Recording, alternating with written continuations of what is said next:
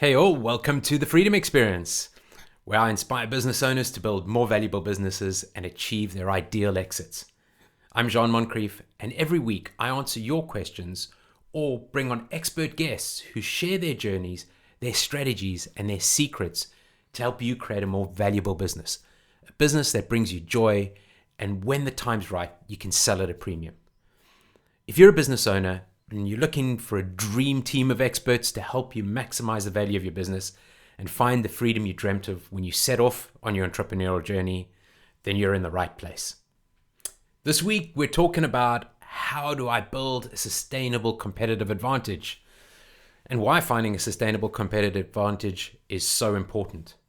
Yeah, if your business has a competitive advantage and ideally a sustainable competitive advantage, it becomes impossible, or at least more difficult or costly for your competitors to emulate your business and to take market share away from you. It also becomes easier for you to run the business. And that's because marketing a genuinely unique business is, well, a piece of cake compared to trying to drive interest in a Me Too provider with nothing that sets you apart from the competition. And what's more, when you manage to carve out a sustainable competitive advantage, well, your business is more likely to attract acquirers and sell for a significant premium. So let's dive into how you can carve out this sustainable competitive advantage for your business and start reaping rewards. I mean, it's one of those questions that I get from just about every entrepreneur or business owner that I work with. What is this competitive advantage thing, and how do I get my head around it? Well, let's start with what it's not, and the first couple of things. A sustainable competitive advantage is not built on being all things to all people. That's simply a recipe for disaster. And the second thing is that a sustainable competitive advantage is far more than a whole lot of sort of marketing or random acts of marketing. So many of the business owners I work with get hung up on trying to figure out perfect branding or designing a new website or tripping over how to articulate their value proposition and build a go-to-market strategy. And don't get me wrong, getting that stuff right is really important. But more often than not, the reason your business doesn't have this solid moat around it, the solid moat that creates a competitive advantage, the reason that you're having so much trouble trying to define your value proposition and to develop that go-to-market strategy is that you've basically gone completely off the reservation in terms of what your business actually does. And the key to finding a sustainable competitive advantage isn't as much about this great marketing strategy or trying to kind of nail down that compelling value proposition. It's more about simplifying your business and finding or realigning your area of focus with your customer needs. So let me try and use an example to demonstrate what I'm talking about. And imagine, if you will, for a moment, just close your eyes, or wait, rather not if you're driving a car or flying a plane or whatever you're doing.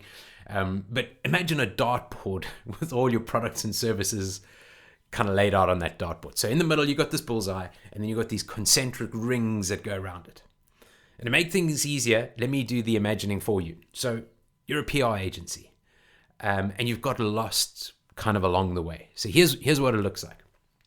The bullseye represents the core focus of your PR agency, its core competencies. It's the whole reason that you started the business in the beginning. So you've built this career in PR, and you've built a really strong reputation in the sector. So you decide to go off and spread your wings and start your own PR firm and build a small dedicated team to providing first-class PR services. That's your bullseye. That's your value proposition. That's what you're all about. Now, you start off, things go well, and your clients start referring you, and you start sort of doing some articles for them. You write these articles, and then they ask you to do a little bit of work on their website. So you do that work on the website, and it's not your bullseye. It's kind of the next ring around the bullseye. It's just kind of drifting a little bit out. And it takes you away from that core competency of PR, but the work pays well and you have the skills in-house and you do a good job.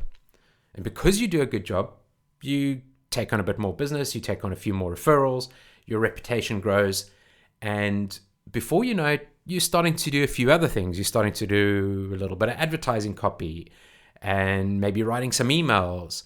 And then, those are in the kind of next ring around your bullseye. And then all of a sudden the client asks you to do some website design and maybe a bit of digital marketing. Now you've done this in your own business or somewhere else, so you think, might as well do it. Now you're in kind of another ring further out. So you just imagine that dartboard and imagine the darts hitting it. They're no longer hitting the bullseye. They're starting to kind of go out into those concentric circles those circles that go around the bullseye. And before you know it, you realize you can do a little bit of SEO work, and along the way you hire specialists to fulfill these services, taking your business further and further away from PR. Finally, you get this great opportunity to make a short-term profit, maybe managing Facebook ads for a client, because hey, you can write copy in it, and it's hardly a huge leap from organic social, and you create that content anyway, so you jump at the chance. And then before you know it, you're suddenly managing the client's digital ad spend or media buying. And this is no longer even remotely connected to your core competency. You're no longer hitting the dartboard at all. You've gone completely off and you're hitting the wall behind it. So, first of all, I'm using an agency as an example here because I so often see this with agencies. They start off with this amazing core competency, and then before you know it, they're kind of just trying to be all things to all people. And along the way, they're making profit. But what happens is they hit the ceiling. So you find this agency that started off with a really great value proposition and could have built a competitive advantage around it. They become all things to all people and they make some money off it, but then they start to bang their head up. And the reason that they start banging their head against this glass ceiling is that you have as the owner, if you're listening to this in your own agency, you've stretched yourself a mile wide and an inch deep, and you're just kind of, as the owner, picking up pieces everywhere. And you've ultimately destroyed your competitive advantage and become just another one of the countless kind of Me Too agencies that are out there. So if this story resonates or it sounds familiar, I mean, it certainly does to me, it's crucial that you return to your business's area of focus and that you walk away from trying to do all these other things. So I hope this example has given you a good sense of what I'm talking about. Let's get into how you can kind of deal with this now. So, so often as business owners, we're always, particularly as entrepreneurs, we're always chasing that next shiny object. And the result, well, is exactly what I've been talking about. We prioritize the short-term profits over what we're insanely good at what is at the center of the dartboard as our core competencies. And we keep moving further and further away from those core capabilities. We spread ourselves at mile wide and inch deep, and we just make it impossible to build sustainable competitive advantage. So what we want to do is we want to start stripping things back to the area of your core focus. And it's a huge step towards building this moat around your business. But, obviously once you're offering a whole lot of products and services and making money from all of them, it's difficult to step back. How do you choose what to get rid of and what to focus on? And so often I see business owners clinging to a whole lot of products and services like their life preserves, desperately trying to keep themselves afloat and pouring resources into them. Let's market this product for a while. Wait, let's build a new product over there. Or wait, stop doing that and let's go and do this over there. You get the idea. That's kind of random acts of marketing and product creation, and let's try this for a while and then jump over to that, and there's an opportunity to build this product, so let's build it and market it. And what's happening is that everybody's just getting completely stretched. Product people, marketing people, sales people, and you're all stretched. The money is stretched. You can't market any of these products properly. You can't articulate your value proposition properly. You're spinning so many plates, you just don't know what to do. So now, if you're confused about how to solve this, let me share a couple of tips and a 5-point framework that can help you. So first, how do you uncover your niche? How do you kind of look at what's going on at the moment and uncover things? And if you're struggling with that, one of the ways is there's two things here. One is to look at your revenue streams, and the second is to look at your clients. So number one, if you take a look at the revenue streams, you can take a look at where the majority of your revenue is coming from. So if we go back to that PR business, if 80% of the revenue in that PR business is coming from PR articles, web copy, and this makes up the vast majority of that agency's revenue, well, it's safe to say that jettisoning the rest is probably not going to have a big impact on your revenue, and then focusing on being an exceptional PR agency and building a sustainable competitive advantage around that is going to bring you the most value. The second thing you can do is to take a look at your clients. And again, using the PR agency as an example, if we were to analyze that PR agency, we might discover that almost all of the clients come from, for instance, 3 verticals, maybe catering, restaurants, venue finders. And because these clients all operate in the same space, and sure, they may have like a few technology companies they work with and whatever else, but because these clients operate in the same space, it's simple to sort of pivot the agency to being the go-to PR agency for food services businesses. And that's a small, well-defined niche that your agency could become the world's number one or a region's number one agency in that space. And a real-world example of that is a marketing agency in Ann Arbor called in Chicago called Euphoric, who do one thing very, very well. They help caterers and venues build loyal clients and drive qualified sales leads. So they've done that, and they focus on, that's where their revenue comes from. That's who their clients are. And they've just focused on being the very, very best they can be in that niche. And along the way, they've built a sustainable competitive advantage that's very difficult for a competitor to easily come along and replicate. Now, there's a number of different frameworks for this. So the example I've used is one of the frameworks. Let's go through the 5 frameworks that you could use as you're trying to think about your core offer and how to start building this competitive advantage around it, and just sort of stripping things away to what makes to the core competencies and building that moat in that industry. So number one, and I'll go through the 5 and then I'll kind of go through each of them with a little example. So number one, provide a no-frills service at a lower cost. Number 2, provide a premium service at a higher cost. Number 3, provide a broad range of products or services to a niche sector. Number 4, provide a niche product or service to a broad range of sectors. And number 5, create a novel innovation. So let's get into it. Number 1, provide a no-frills service at a low cost. Any ideas here? Airlines. Southwest Airline in the US, Ryanair in Europe, they're great examples of this model. They offer no-frills flights at a price their competitors can't easily match or can't match. They've just got so good at doing it. Now, a word of warning here. If you can't be number 1 at a lower cost, there's no point in getting into this. You don't want to be number 2 at a low-cost model. You basically want to do what these guys have done and build your competitive advantage around being low cost, but you want to be number 1 at that. So in the case of the airlines, the target market is people who want to get from A to B for less, and they stay loyal because of that. They basically want to take a bus in the sky to get from where they are to where they want to go. So if you're going the low cost model, make sure that you can actually compete at the lowest cost. Number 2 is providing a premium service at a higher cost.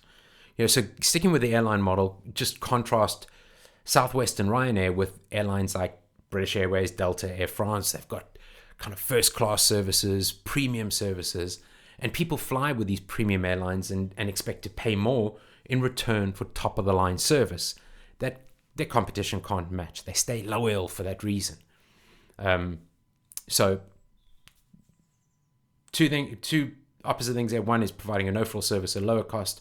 The other is provide a premium service at a higher cost. Number 3, have a broad range of products or services to a very niche sector. This is what Euphoric did.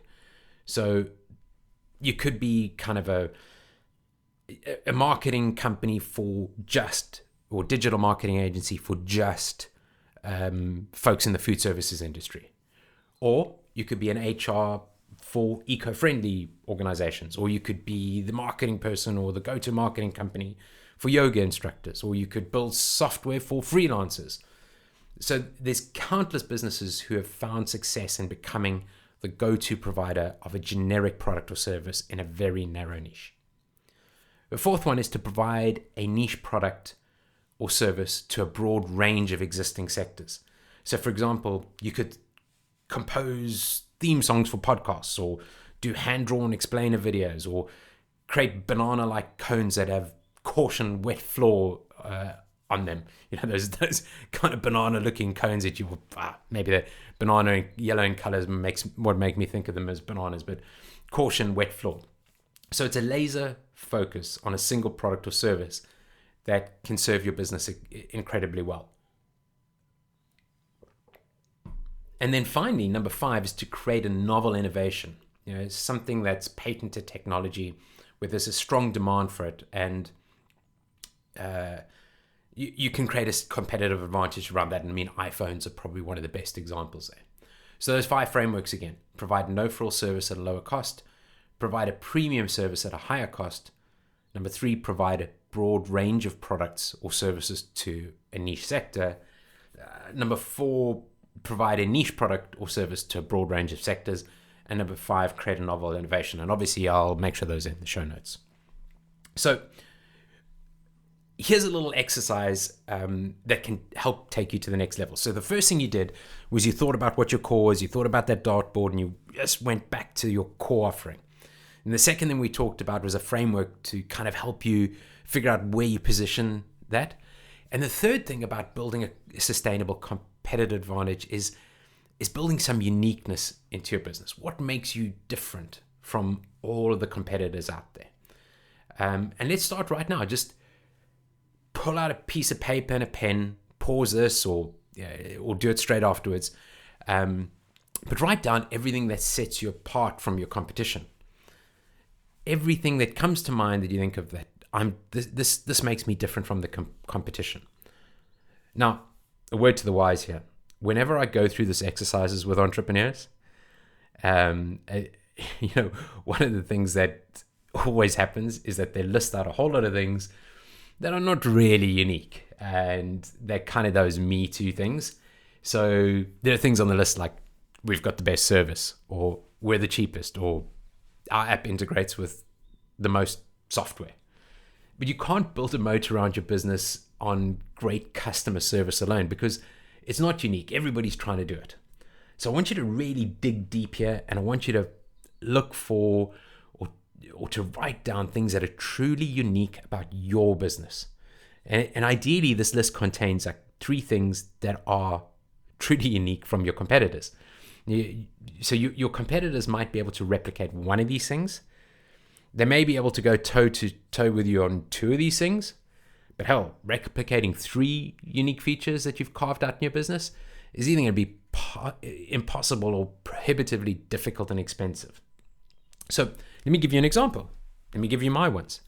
The first thing is, for 2 decades, kind of going on 3, I've walked in your shoes.